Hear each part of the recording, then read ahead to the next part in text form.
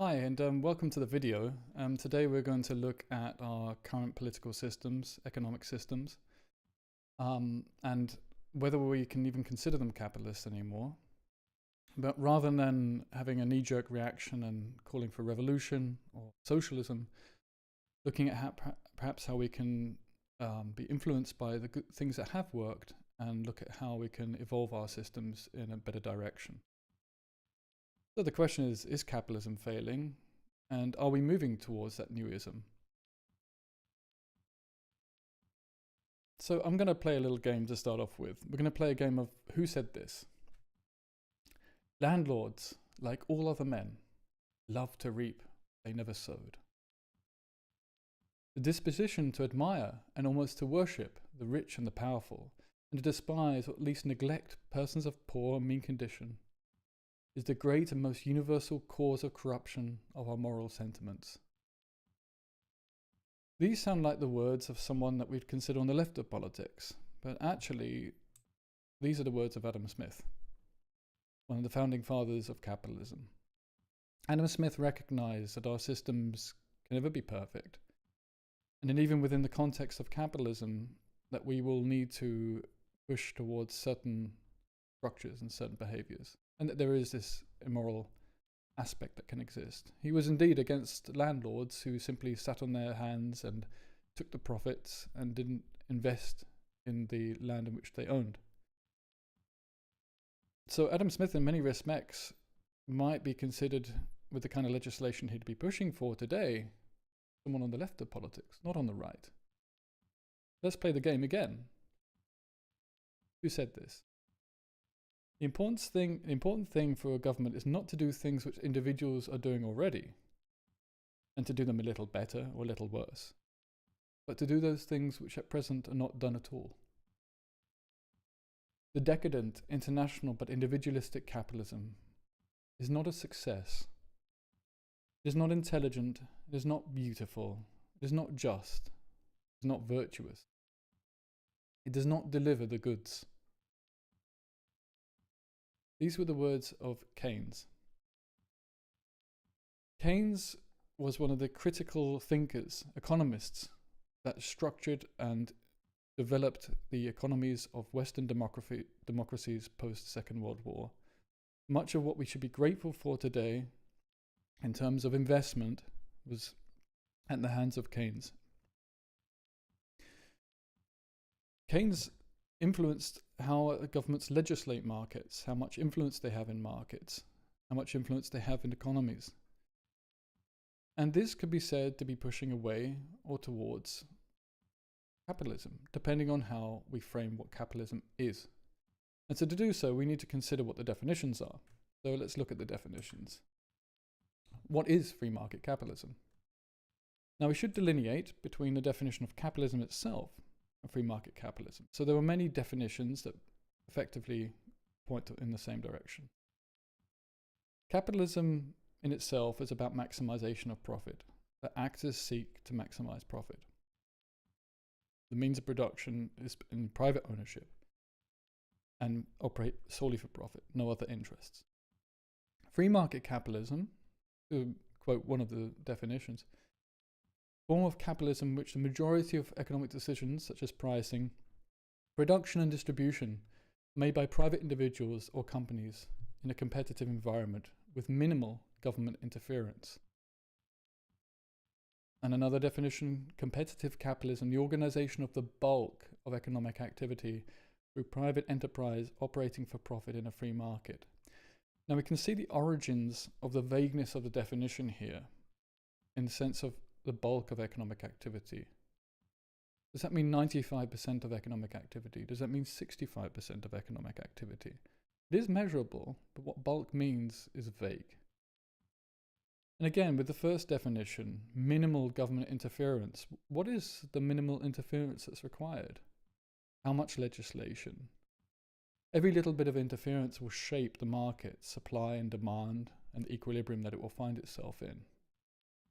If we're suggesting any interference, then markets are no longer entirely free.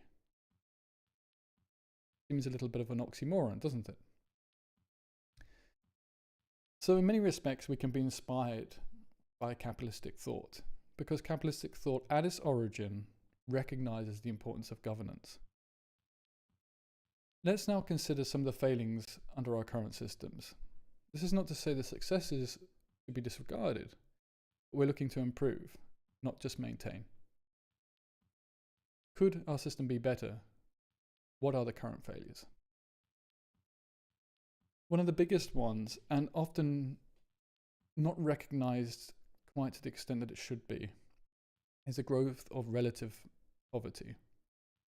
Relative poverty is when the median or the mean moves upwards, but the poorest remain just as poor. There is a certain expectation about the items we have in our day-to-day life, the quality of life one is expected to have based upon the middle class. And this by no means is a bad thing.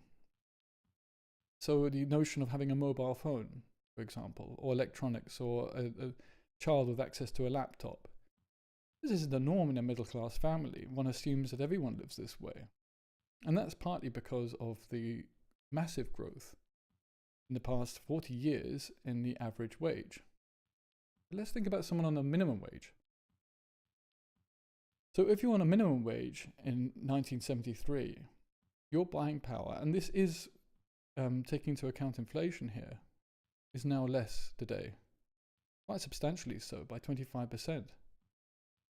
As you can see, the sudden increases in minimum wage here are to do with government intervention, often resulting from Democrat governments. So we're looking in the US context here. And I will use the US as a basis for this discussion, but of course it can be applied to other democratic nations. And the sudden increase here, for example, is 2008, with Obama coming into power, for example. And then the demise is the loss of buying power from inflation. This is one of the dangers of inflation, of course. So those on the minimum wage are struggling more now than they did in 1973. This has not kept up with inflation. But if we were to look at the distribution of wages, and so here we have a distribution of wages from 1973, shown in yellow, compared to the orange, which is the most recent data I could get hold of, in 2025, there are a number of features that are both good and bad. It's not all black and white, and I'm not trying to make out that this is a black and white issue. The average wage has almost doubled in this time frame, right? So if you take the average of these distributions, they have shifted rightwards, quite substantially so. But the poorest, this is a probability distribution. There are people existing, substantial number that hasn't really changed all that much compared to 1973, that accounting for inflation, earning the same amount as they would have done in 1973. They're competing, they're living alongside the middle class that has doubled its wage. And we look at average GDP growth, and we cheer the increase in GDP growth, which in theory is a good thing. But if that's happening alongside the poorest remaining so poor, it can actually exacerbate the quality of life, or the lack of quality of life, of those who are poorest. If you ignore that during an election, those poor people will start to think, well, you're not accounting for the life that I lead. Where am I in your numbers? Where am I in your statistics? And as a physicist, I simply say, don't judge a distribution by its mean. There are other factors to a distribution. The other aspect of this, which goes in a slightly different direction, is this long tail here. This long tail that's grown is the uber wealthy, the billionaires. Now, if I could, I probably would be a billionaire. I'm sure the freedom it gives you is a wonderful thing. And I'm sure I would think that I can use the money that I've made to do good. And I'd probably try to, for example, like Bill Gates. So I mean this by no criticism of the individuals involved. But it does mean that this collection of wealth can allow for very orchestrated, very focused forms of lobbying to influence how governments legislate. So this is a concern. Now, there were other failures that we were observing to varying degrees. The rise of market concentration, reduced competition as a result. This is an arguable point. How many players required in a market for there to be more or less competition? It isn't a priori that less players in a market means less competition. Right? That's a fair point. But overall, that can be considered. And what we've seen is a shift towards a very narrow number of businesses with a huge amount of wealth. I think the third point is the biggest one here. That we now have 5 US firms accounting for more than 50% of the total of the S&P. This collection of wealth doesn't just affect the markets in which they specialize. One example is Amazon. Amazon was originally an online bookseller, moved on towards selling a whole host of items. I'm sure we all use their services, great services they are. But they also now operate in the server space. They require server space themselves. So they can use that clout, influence other markets. And by doing so, they can have an unfair advantage, despite not necessarily having the better product. They can buy their way into a market. They can buy smaller players in the market. Regulation can't keep up with social media. Now, these companies, so powerful as they are, like the platform I'm speaking to you on, have enough money to legislate through lobbying. And the fines that they pay in cases which are considered not good for the market that they operate in are dwarfed by their income. It's almost a joke, effectively. And governments can't keep up. In fairness to governments, and I wouldn't want to be a politician in this day and age, they have so much to do. Too much to do. And then there is the environmental crisis that we're facing. As a physicist, I beg you not to belittle the seriousness of the situation with regards to climate change. We ignore it at our peril, and effectively we're in a situation where geoengineering will be required in which to create stability. Even that on its own is not good enough. We must do more to become sustainable. The markets as they're shaped at the moment favor polluting, favor consumption, favor built-in obsolescence. But let's also take a moment here to reflect upon what has been working. Subsidization, green technology has pushed forward and accelerated green technology to a point in which it becomes cheaper to produce because of scale. We can use these mechanisms to their advantage. We can shape markets, we do shape markets, and we should embrace shaping markets as opposed to leaving them free to do what they like. But we should embrace markets. That's my argumentation, the foundation of my argumentation here. So a sketch of the solution. I am a hobby economist. I read economics at the moment for fun. I have a background in political philosophy, but my main interest, or my career at the moment is as a physicist. So forgive me for my naivety in this sketch, but I think it's worth consideration. There seems to be a false dichotomy. It seems pervasive on the internet, in political discussion, in the types of political parties we have. It's either state and state-run enterprises, and it's strengthening unions and trade unions, a more socialist approach. Well, let's embrace the market. Oh, the markets will sort themselves out. They'll sort everything out for us. It's a false dichotomy. There can be other centers of power. Through democratic means, in a democracy, we can create these centers, give them freedoms, and let them regulate our system. And also reduce the burden on our governments, reduce the burden on the legislature, which is struggling to legislate all these different markets that have developed, like the internet and the online markets of social media. These are new markets, effectively. And then there's the AI that's developing at the moment. So how can we do this? I suggest a form of polycentralism. Polycentralism is the notion that you can have more centers than simply the state and the market. Some of these centers have been discussed before, and I'll briefly go over these in this video. So we have the state through legislature, especially in a democracy, that we can choose our representatives, which then has influence over the market, direct influence over the market. However, we can also have stabilizing centers that, from my perspective, we can take inspiration of central banks. Central banks are not controlled by our governments directly. They are not profit-seeking. They are not an NGO, effectively. They have a few levers, and those levers run deep into how markets behave in terms of controlling interest rates, for example. So we need more stabilizing centers similar to central banks.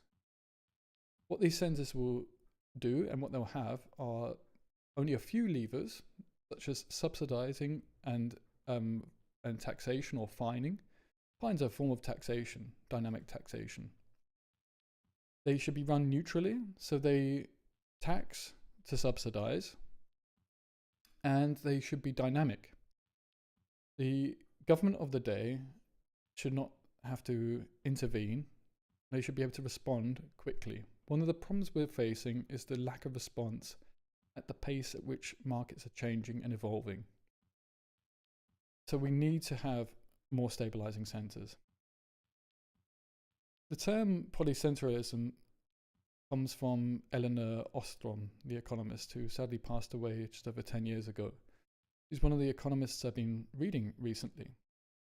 And she also describes centers almost in a fractal form that push towards local governments.